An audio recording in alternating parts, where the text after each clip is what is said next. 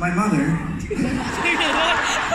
after the controversial issue of body, the following year she pulled me aside after my show and, like any Asian mother would, she said, "Hey, I'm so glad it's done." I was like, "Thank you?" And she was like, "Yeah, every time I watch you, I have severe anxiety." I was like, "What? Why?" She's like, "Because I know you're gonna mess it up." I was like, "Oh, thank you."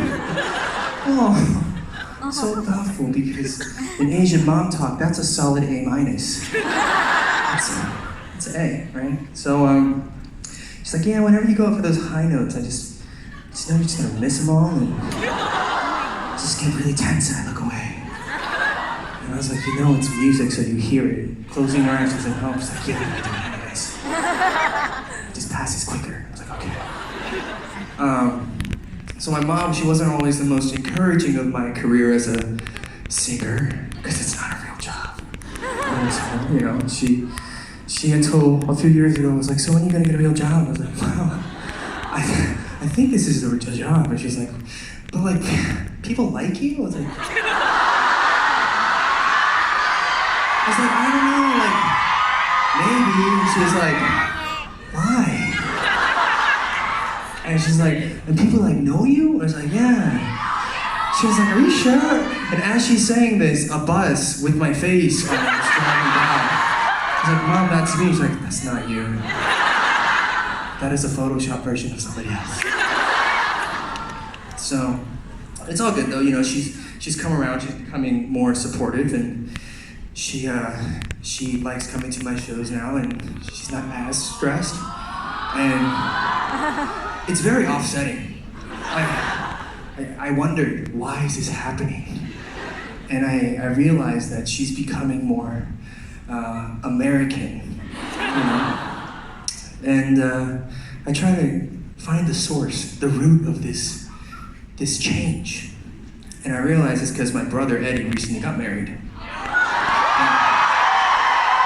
So Eddie recently got married. I have a new sister. Her name is Brittany. She's amazing. She's awesome. She's much smarter than Eddie, probably. He definitely married up. And yeah, it's my brother. Come on, guys, I can say this stuff. And so I like her more than I like Eddie. I like their dog more than I like the both of them.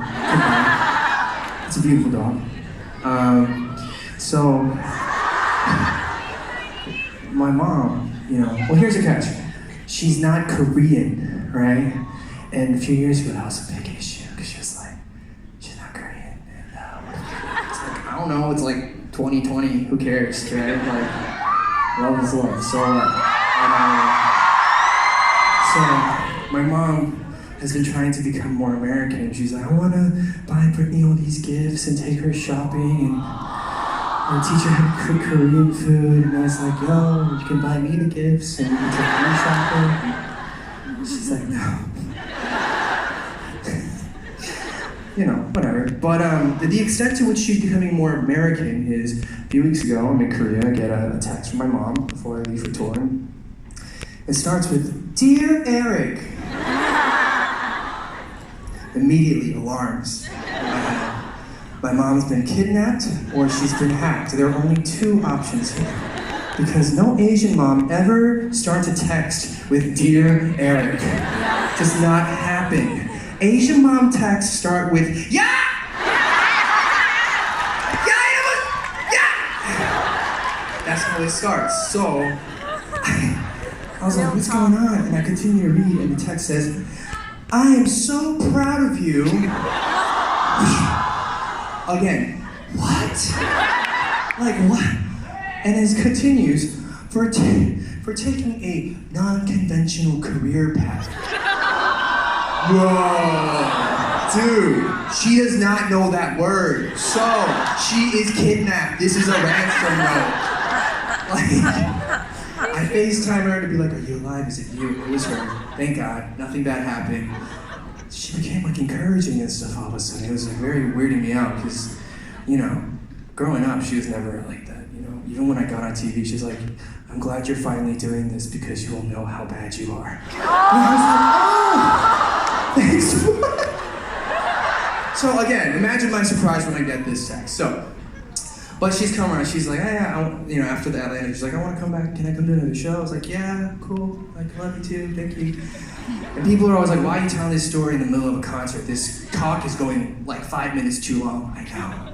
But there's a reason, there's a point to it. The reason I tell this story is because it's the best way for me to describe and give you context on how appreciative I am for each and every one of you for being here tonight at this show.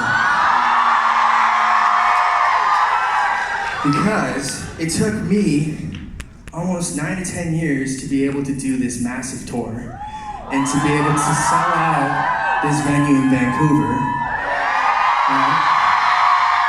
It took me 9 to 10 years in a country where I didn't really speak the language, I didn't know what was going on, to make it as a singer because I didn't have any other opportunities anywhere else.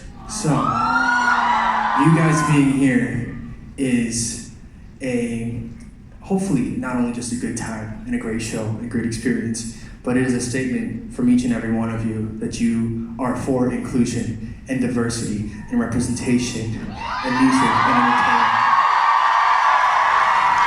And for that, as an Asian American Southern kid from Atlanta, Georgia, who talks like this sometimes, it means the world to me. So thank you so much for coming.